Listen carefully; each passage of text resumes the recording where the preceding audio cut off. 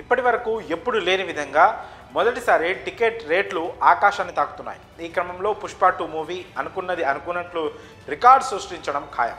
ఇందులో ఎలాంటి అనుమానాలు సందేహాలు అవసరం లేదని చెప్పొచ్చు. టికెట్ ధరలు మండిపోతున్నా సరే ఇప్పటికే అడ్వాన్స్ బుకింగ్ రూపంలో మొదటి రోజు హౌస్ఫుల్స్ కావడం బన్నీ క్రేజ్కు నిదర్శనమని చెప్పి తీరాల్సింది. అటు ఏపీలోనూ మించుమించు తెలంగాణలో పెంచిన రేట్స్కు దగ్గరలో ఉన్నాయి. ఒక్కసారి ప్రీమియర్స్లో హిట్ టాక్ వస్తే మాత్రం పుష్పరాజ్ను పట్టుకోవడం చాలా కష్టమనే టాక్ నడుస్తోంది. ఇక కలెక్షన్స్ సునామీతో బాక్స్ ఆఫీస్ మీద విరుచుకుపడడం ఖాయమని అంతా అనుకుంటున్నారు. అయితే ఇప్పుడు ఈ సినిమాకు టికెట్స్ రేట్ పెంచారు. ఇంతవరకు బాగానే ఉంది. మరి తర్వాత వచ్చే సినిమాలు ఊరుకుంటాయా అంటే ఇది కాస్త ఆలోచించాల్సిన విషయమనే చెప్పాలి.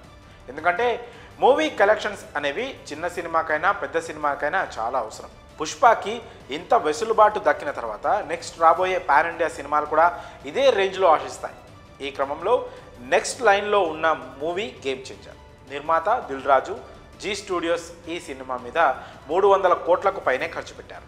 సరిగ్గా లెక్కలు ఇంకా బయటికి రాలేదు, కానీ ఇప్పటి వరకు రిలీజ్ చేసిన టీజర్ సాంగ్స్లో విజువల్స్ను బట్టి ఎంత గ్రాండియరో అర్థమైపోతుంది. సో సినిమా టికెట్స్ రేట్స్ విషయంలో పుష్ప 2కి ఇచ్చినంత గేమ్ చేంజర్ కూడా ఇమ్మని అడిగే అవకాశం లేకపోలేదు.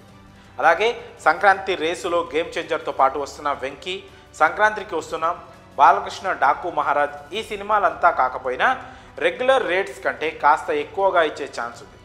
ఇవన్నీ తెలియాలంటే ఫైనల్గా పుష్ప 2 మూవీ ఏ రేంజ్లో పేలుతుందో తెలియాలి. ఈ మూవీ ఎంత వసూళ్లు చేస్తుందా అని ఇండస్ట్రీ అంతా చాలా ఆసక్తిగా ఎదురు చూస్తోంది. ఒకవేళ అనుకున్నట్లుగా ఇప్పటి వరకు క్రియేట్ అయిన రికార్డ్స్ను బ్రేక్ చేస్తే కనుక టైర్ 1 హీరోలంతా టికెట్ రేట్స్పై కన్నేయడం ఖాయం. ఎందుకంటే రాబోయే రోజుల్లో ఇంతకు మించిన సినిమాలు బ్యాక్గ్రౌండ్లో బలంగా రెడీ అవుతున్నాయి.